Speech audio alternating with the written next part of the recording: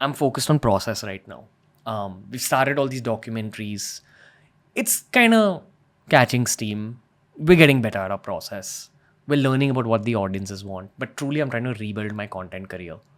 In terms of just material life, I probably have gone back at least a couple of years. Probably 5. I would like to believe it's a couple of years. But in terms of the spiritual journey, I definitely feel a karmic cleanse has happened. I've suffered immensely, man.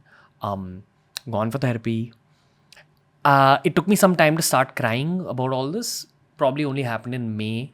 It began happening in May, and it's reached a point where every day when I'm sitting for my meditation, when I'm sitting for my prayer ritual, I just submit all my sadness. And while I submit it, there's tears that are submitted as well, but it's not from a place where I'm saying this to need your pity.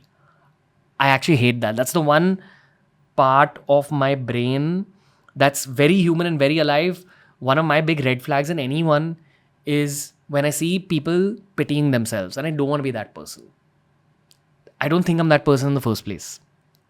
I'd never pity myself. But what I will do is that all this excess anxiety and emotion I will transfer and I'll place at the feet of the divine. All that excess anxiety, all those excess emotions have been fueled into my sadhana, into my practice.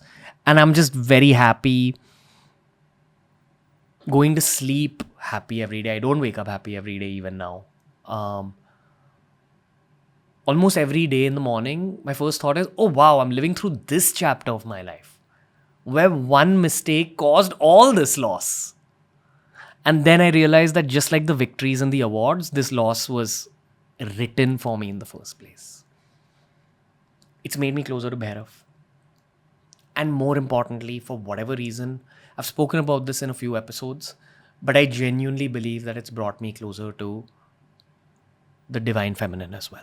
I feel I've earned my right to be connected to the divine feminine much more deeply after this phase because of all the karmic cleansing. We had hosted Rajarshi Nandi early on. I think the reboot episode had a moment where he said that Kali likes fighters. And I guess I'm being pushed to the ground constantly, almost every week. Something or the other is going wrong at work. Something or the other is collapsing. Things that work like that are not working. And it's okay. It's Kali testing me. She's pushing me to the ground. Bhairav's made me fearless. I think Kali will allow me to understand her in the coming 1 year. There's this one story in the Autobiography of a Yogi, the book that I point everyone towards in order to begin their spiritual journeys, where the protagonist, Yoganand Paramhans, is lost and he doesn't have any money in his wallet. He's with a friend of his.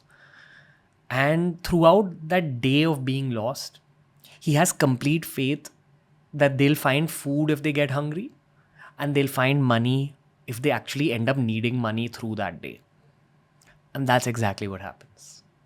Of the million lessons in that book, this was one of the core lessons that I took away, that if your intentions are clean and you know who you are and your family and friends know who you are, and underneath all of that, you have this soil called blind faith, things fall into place. There's been so much providence in my life before the controversy where I really felt like the divine was just blessing me. Sometimes when I felt unworthy of those blessings. So I'm 100% sure that the best times are yet to come. Can I do anything else other than feeling optimistic? I think optimism is what built my career in the first place.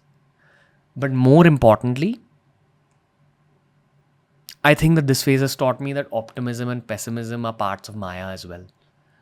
Just like the cheers, just like the booze. I won't lie, there's definitely been a very, very loud part of my heart that's wanted to leave all of this stuff and seriously stop creating content for good.